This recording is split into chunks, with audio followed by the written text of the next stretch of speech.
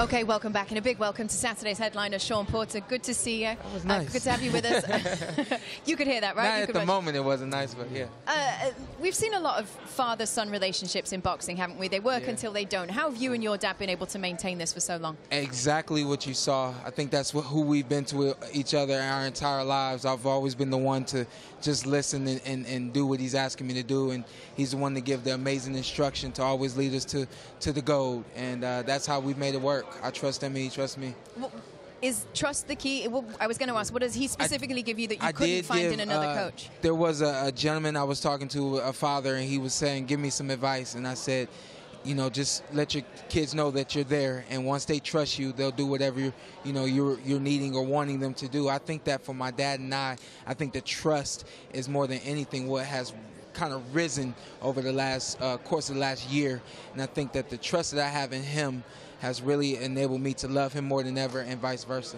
You know, Shawn, all the hard work's over. Yeah. You know, the last face-to-face, you know, even the the weigh-in, you probably won't have to go face-to-face. Yeah. Which I can't stand. Yeah, I know. When I do face-to-face, I can't stand it. Yeah. We talked about. Yeah. You know, obviously, Errol make comments. You look very calm, collected. Yeah. Sounded very centered. Yeah. What are your thoughts going into this? You know what, and that's it. I think it's funny, we don't really focus on energy and things like that. I do yoga and stuff like that, but for this particular camp, for whatever reason, the word energy has risen, has come up more than anything, and we all keep just reminding ourselves and seeing that we all have the same energy, the same mindset going into the ring.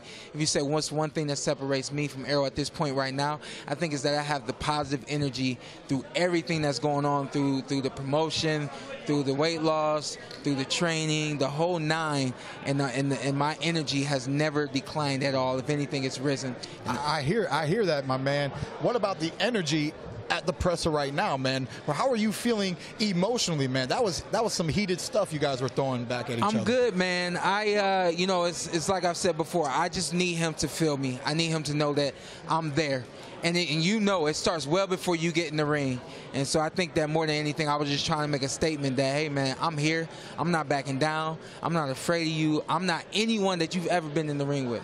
Is your adrenaline pumping already? Yeah. Oh, 100%. Yeah, and you know how it is. You always got to pull it back in. So I'm sure when I leave you guys, I'll be on my way pulling it back in just to make sure I'm able to handle. How do you pull it back in? You just kind of, you recognize that that's a lot of energy you just spent. Bring it back. Save it for the fight. Save it for the fight. Calm down. How do you choose to use your time then from here until now? Is it time alone or is it time with family? Honestly, at this point, it's whatever.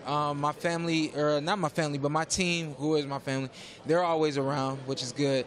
When they're not around, I'm just watching TV. Last night, we were watching TV, Martin, you know, things like that. So, you know, for me, I actually live probably more of a normal life than anything leading up to a fight. I think, you know, the visualization, all that kind of stuff, it comes and it goes, and I take it for what it's worth, but I don't force anything. I don't force a certain type of energy, and I don't resist anything. I don't say, oh, I don't want to look at this, or I don't want to think about that right now, anything like that at all. What is your feeling, the historical significance of this being a unification bout, the third one since, you know, how many years? Ever. Yeah. It's the first one, unification here in California. Like 6 years or something crazy. Well, the first one. Wow. For the welterweight division. Wow. Of course. Yeah. And that's the other part that I really love about this. See, I knew that fighting Errol Spence, I was like, you know what, I'm going to be the first one to beat this guy. I said the same thing when I was fighting you. And so I feel like being in the ring with you, I was able to notice a lot of things about myself and improve a lot of things about myself. And I've said that this is my second time around. I'll get it right this time. You know what I mean? So there's experiences that I've had that he hasn't had yet. But if you talk about the history that comes with fighting Errol, I mean, we all do this for history. We all do this to become a part of the history and the legacy and things like that. So does this feel bigger than your fight with me? Can you feel this, your first ever pay-per-view event? I do. I feel like this is maybe one step above what you and I did. What you and I did was really, really big. There's 2 belts on the line here, my man. And there's 2 belts on the line. But I think in terms of the promotion and the energy and all that kind of stuff, it feels about the same to me, at least. You know, I said this repeatedly. I said, this is the first generation of welterweights that reminds me of the 80s when I was fighting with Ray, Tommy, Duran, Benitez. And it's a special time. It's a special time in boxing. I'm blessed and I feel just very appreciative to be a part of it. I know this guy right here next to me does, and I know he can't wait to get back in there and have his name back in the mix with us the way he wants it to be. Right now, I think boxing is rearing a decade or an era where there's going to be greatness after greatness after greatness, and that greatness probably started with him and Manny Pacquiao. It's going to continue on Saturday night.